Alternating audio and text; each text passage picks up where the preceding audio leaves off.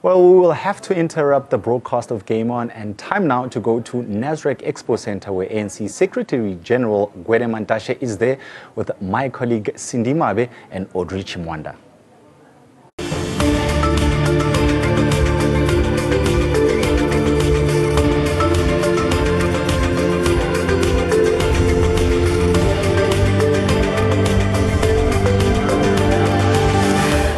Good evening and thanks so much. Good evening to our viewers as well. We do apologize for breaking normal programming. It is issues of national importance here as we wrap up the fifth installment of the ANC National Policy Conference, and we are privileged to have ANC Secretary General Mantashe in studio with us. Good evening to you. Thank you so much for joining us. I'm sure you're happy to see things coming to a conclusion, so to speak, but the issues still remain that of whether the constitution of the ANC will be reformed or adapted to accommodate the loser in the race to the presidency. Good evening, Cindy Audrey. I don't think that is the major issue. The president is throwing an idea that talks to the effect of factions, that we must do something practical to actually discourage people from being in factions.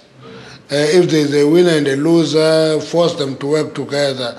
It's not a resolution yet. It is an idea. It's on the table. It goes to the branches of the ANC. It will be debated. If it must be policy, it can only be policy in December. All right, but be that as it may, there are also other outstanding issues, that of white monopoly capital or monopoly capital, and how the branches are going to deliberate on this. We've heard earlier that there were reports suggesting that 9 out of the 11 commissions had actually agreed that white monopoly capital in its form, as we understand it, does not exist. Can you give clarity on this? No. Let me explain this, because it was made a big issue. Because I think the technical mistake that we did is to come public and say 9 against 2. You don't do that in the process of policy formulation, because it's not the numbers that are important, it's the quality of ideas. So that's why when we closed here at the beginning, Comrade Natim Tetwa put it properly, President concluded it properly by saying the enemy of the revolution is monopoly capital. That is the form. But the content in our situation where economy is dominated by white ownership and control, therefore the white monopoly capital is more the content than the form. So it's not monopoly capital versus white monopoly capital. The main enemy of the revolution is monopoly capital. And white monopoly capital describe our situation in South Africa, where blacks were excluded from the economic activity for centuries. And therefore, that is the issue we must say. And I always explain that white monopoly capital is actually the essence of the revolution. Because our revolution must deal with 3 contradictions: racial oppression, class super exploitation, and patriarchal relations in society. Anything that doesn't address those 3 contradictions is not radical enough. And just to take you back, SG, to what happened yesterday, of course, I'm sure you're aware of the issue of ANC NEC member Nechi Tenje, and yes, apparently sure. having misrepresented what happened within the commissions as he was presenting to the plenary. What happens now? I know you have mentioned that differences, with amongst delegates on policies does not warrant for disciplinary action. But with such an instance, what needs to happen going forward? No, I don't think he misrepresented the commission. What he should do, he didn't make the decision between what you report in closed meetings and he went public on that. The content of the report, there's nothing wrong with that. What was a problem was to go out and say, this idea is adopted by 9 out of 11, therefore only 2 went with this one. The lot of the matter is that both ideas will be in the conference resolution package that goes to the branches for finalization in December. Yeah, but in creating all of that confusion, as an NEC member, Mr. Nechi Tenje, would have understood that if you put something like that in a media space, that it is going to translate as if the ANC is completely divided on the issue. Therefore, there will not be meaningful policy reform to deal or to effect radical economic transformation. What is the stance at the moment? I know that it has to be ventilated in branches when it comes to white monopoly capital as we stand now. White monopoly capital is the content. The main contending force is monopoly capital. Let me explain this. Monopoly capital has no color. That is the main contending force because contradictions that are fundamental and primary are between working people and owners of means of production. Monopoly capital is the main enemy. But in South Africa, the economy is dominated by whites. That's where the white monopoly capital is. It talks about the content. And therefore, we must deal with monopoly capital in all its form. But white monopoly capital captures the content of monopoly capital in South Africa. SG, with all due respect, I mean, and you hear various WhatsApp groups, people being concerned in terms of where we're going in the second transition of the ANC and dealing with economic exclusion of the majority black, that if it's not defined at this platform and this environment, we are very unlikely to have policies that will have material change to the livelihoods of the majority black people. Can I tell you, Cindy, one of the things you don't do when you are transforming society is to express your guilt about what you see as lagging behind. You never do that, because if you do that, you are going to be adventurous, you are going to be populist, you are going to say things that you think that people want to hear, rather than being systematic and implementing your program. That is the most important thing. Now, in implementing our program, you see sometimes when we talk about radical economic transformation, there's a big fight as this is a discovery. It's not a discovery. We resolve in Mangaung.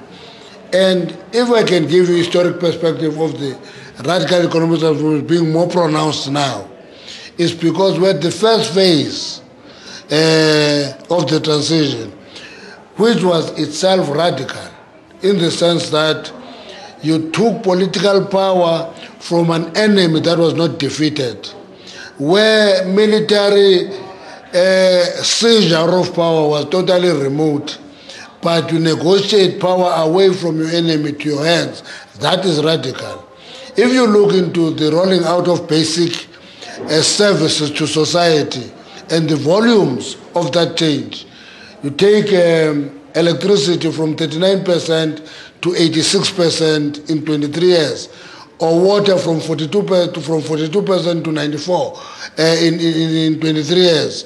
You increase number of black students in university from 150,000 to 850,000. That is radical. But on the economy, we're lagging behind. We can trace where we flawed in our program. The first one was that in the first cabinet of the Government of National Unity led by President Mandela, all economic portfolios, including the Reserve Bank, were in the hands of nationalist party ministers. And the reason for that was that this ANC was suspected of being influenced by communists, and then we wanted to assure society and the world that we're not going to mess up with the economy. My own view is that we became flat-footed on that part.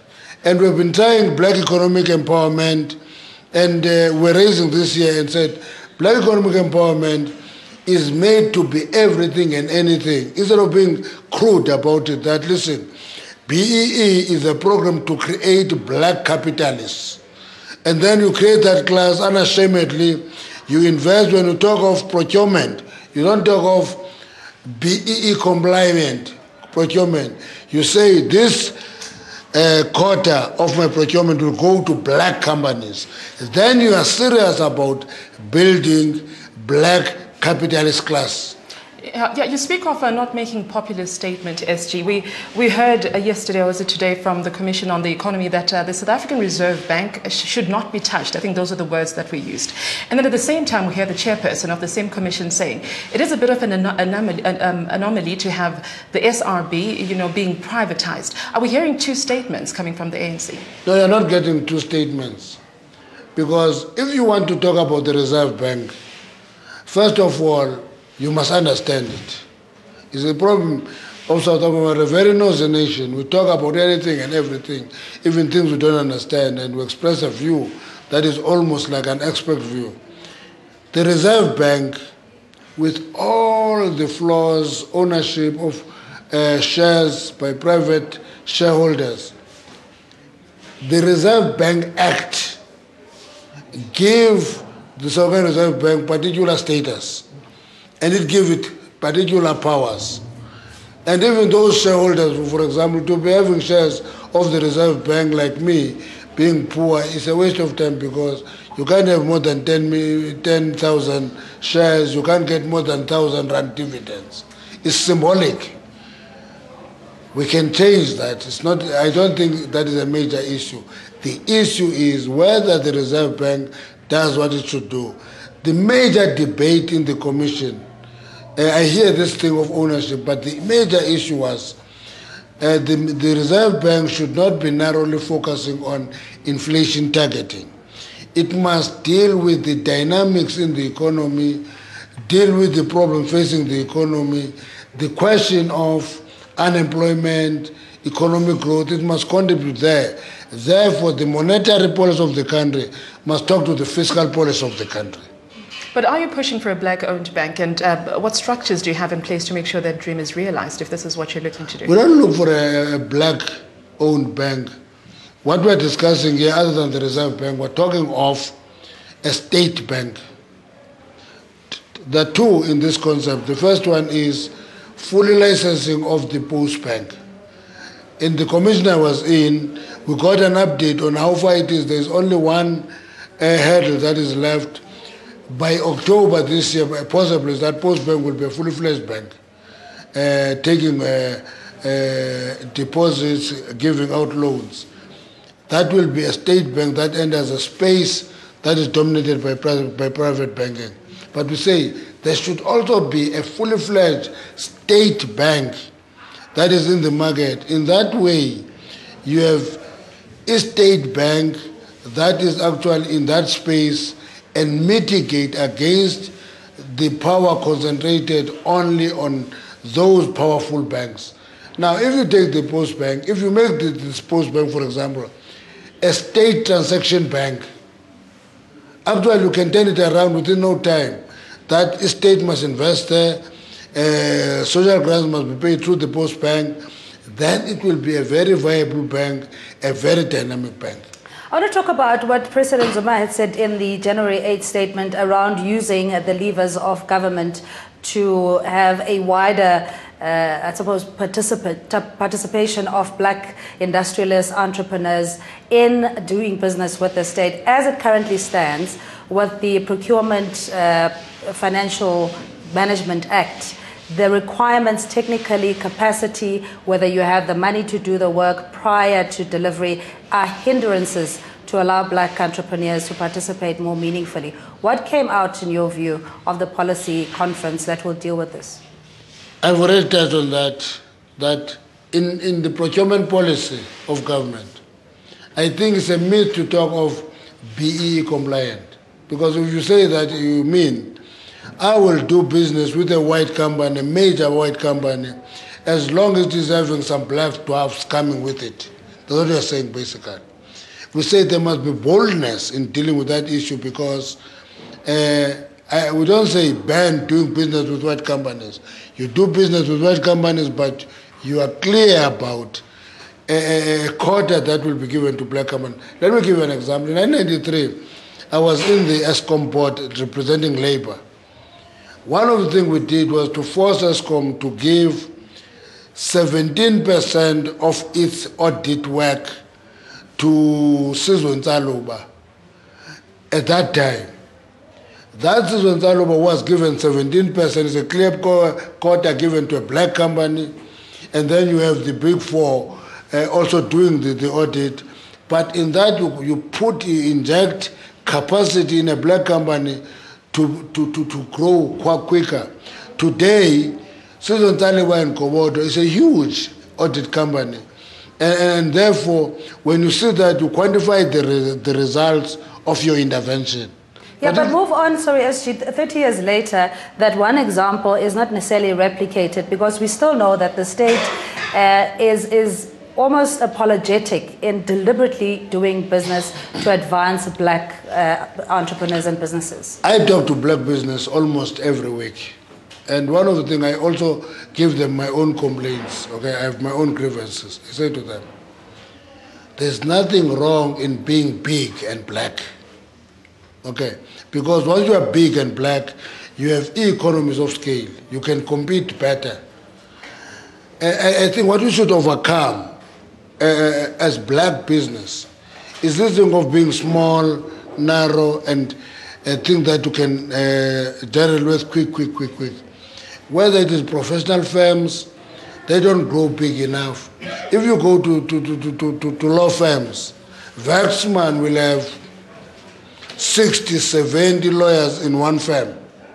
If you go to ours, you'll find out that I'm alone, I'm practicing. If we're big, we're 5, and we do everything. We're not specialists. We must assist our people to appreciate that they're not done a favor.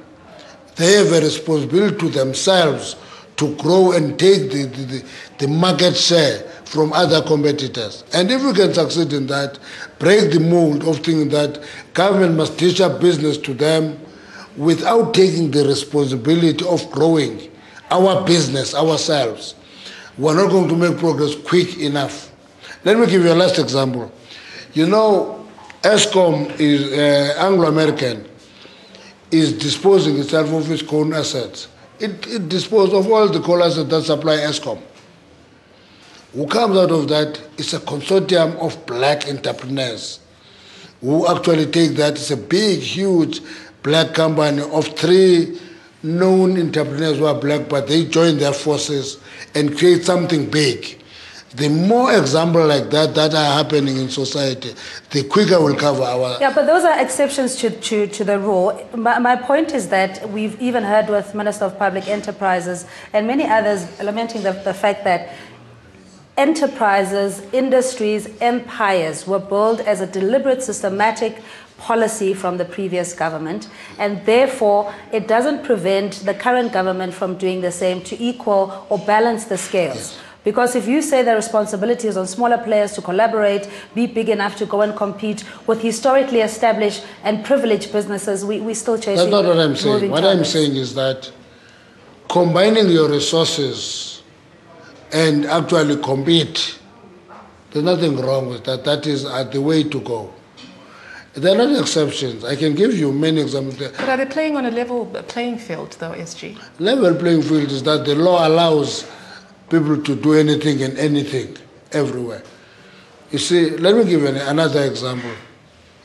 I hope I won't be sued for this.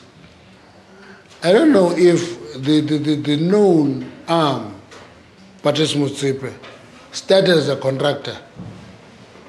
And he didn't get presents. He grew. He was given a test in 7 shafts. He worked very well here. He was lucky because getting those 7 shafts coincided with the good price of gold. And he paid it off, and he went on. And he took a decision conscious to merge with Harmony to get the gold assets in the Free State. And since then, everything else is history. All I'm saying is that what we should break as a mindset is a mindset of gifts from the state rather than facilitation of growth with us inputting there and growing our business. And I love entrepreneurs who work hard and grow their business. I always have big problem with entrepreneurs who get hooked into state and they just facilitate and babysit by the state forever, because that is not sustainable in the long term.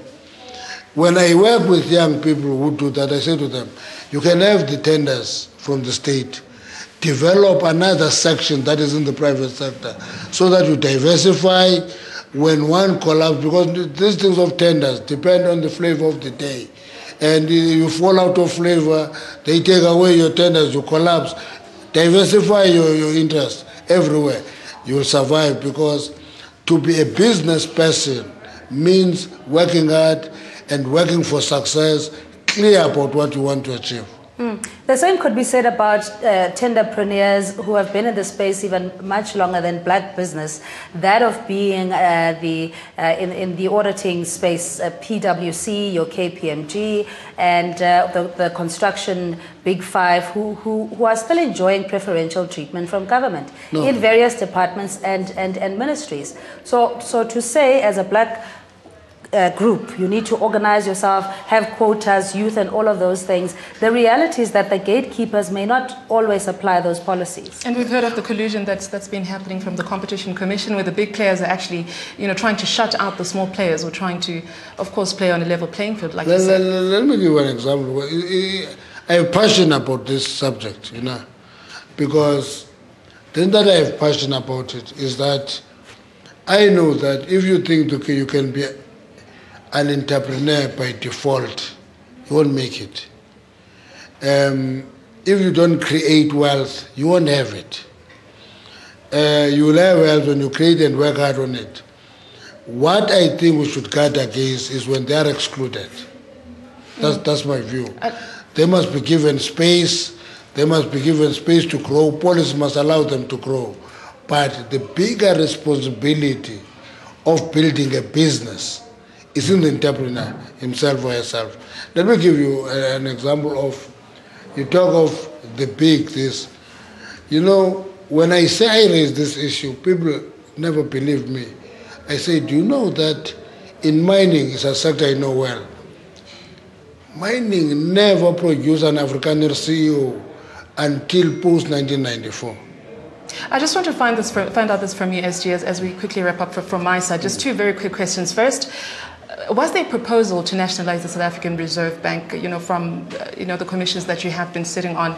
And also after that, very quickly, do you think the ANC is in a better place after this policy conference? The ANC is in a better place after this post conference. Let me give you the first thing. The first thing is that we came here with position from various provinces. We were locked under one roof for 6 days. We reach out to each other, we bash each other. At the end of the 6 days, we understand each other better. That's why we can give you this distinction between monopoly capital and white monopoly capital, because many people thought that there would be blood on the floor, would be fight on that issue. There's no blood on the floor. There's more clarity. And therefore, we're in better shape now.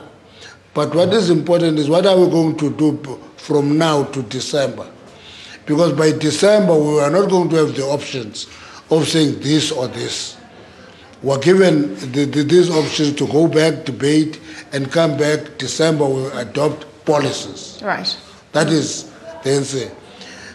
The Reserve Bank, I was in Commission 4 here, and I said to some of the delegates, I say, one of the weaknesses that we're having is that sometimes we throw all these demands as if we're throwing them at somebody else. There's some regime somewhere there where we're throwing demands at. We are the governing party, okay? So we must come with solutions. 2, we must not bash our institutions that are a tool at our hands. If we want to effect changes on the Reserve Bank, let's do that without bashing it in public, because if we bash it in public, it collapses. We will be worse than what we have, because we're irresponsible by bashing it in public when we are a governing party. Okay, just very lastly, SG, the issue around members and possibly even deployees who are conflicted or that have interest in business themselves, tending to speak against any radicalism around transformation of the economy. How is this then going to play out once the policy has been adopted and change has to be implemented? Let me take you out of that narrative, because it's a mischievous narrative, really. Because when we see a black being wealthy, our starting point is that therefore he must stand out and he should be conflicted. The ANC describes its motive forces in class terms as the working class as the primary motive force, the middle strata and aspirant and real capitalists. All these people are in the ANC because it's a multi-class movement. Now, when we're mischievous, that's why I'm saying it's a mischievous narrative. When we're mischievous, we begin to make ourselves a working class movement, which we're not.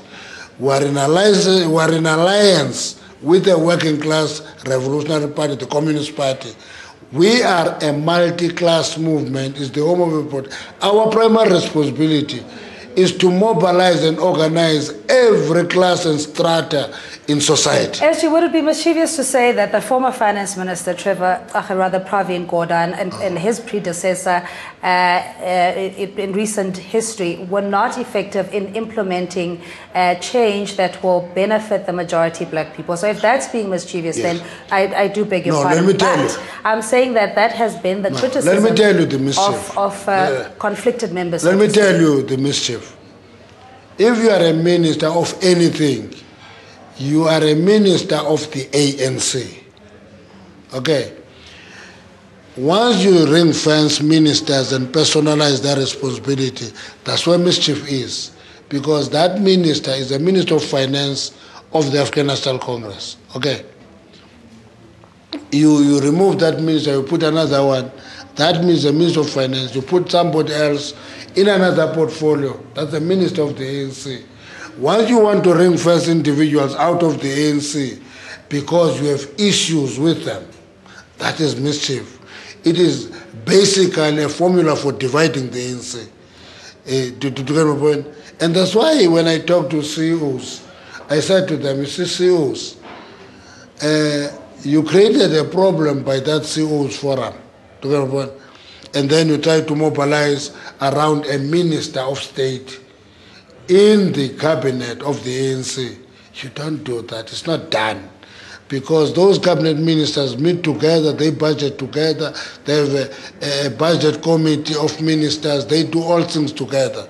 Now, to individualize and personalize issues is mischief and divisive. I have to ask you this, SG, before you go. The issue of President Zuma's leadership within the ANC, is that an issue that was brought up at all in any of these discussions that you have been having? And if it hasn't been brought up, can we expect that to happen right through to December, the elective conference? President Zuma is the president of the ANC, okay? Elected in the 52nd and the 53rd National Conference of the ANC. In December, we're going to the 54th Conference of the ANC. We don't talk and discuss leadership because presidents are elected in conferences and they get changed in conferences. Every 5 years, we have an opportunity to change the leadership of the ANC. Everybody, including myself, I'm Secretary General. This is my 10th year Secretary General of the ANC. I cannot be given assurance that I will be Secretary General post-December. We'll go to that conference and be there. In the course of leading, there will be people who have a grievance about this. Sometimes when you're in leadership, you get blamed for doing the right thing. And sometimes you commit mistakes in leadership.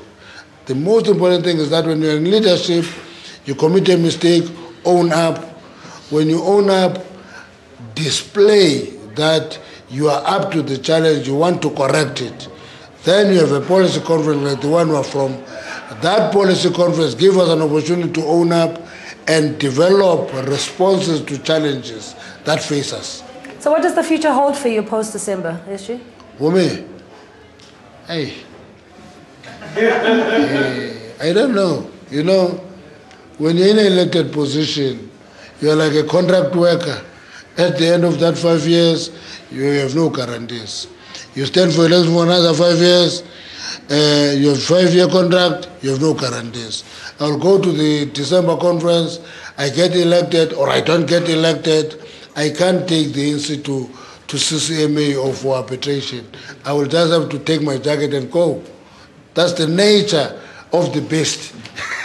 We wish you well, sir. Thank you so much for joining us. Thank you. And all the best. All the best. Thank you. Okay. That's the ANC Secretary General, Mr. Gwedeman.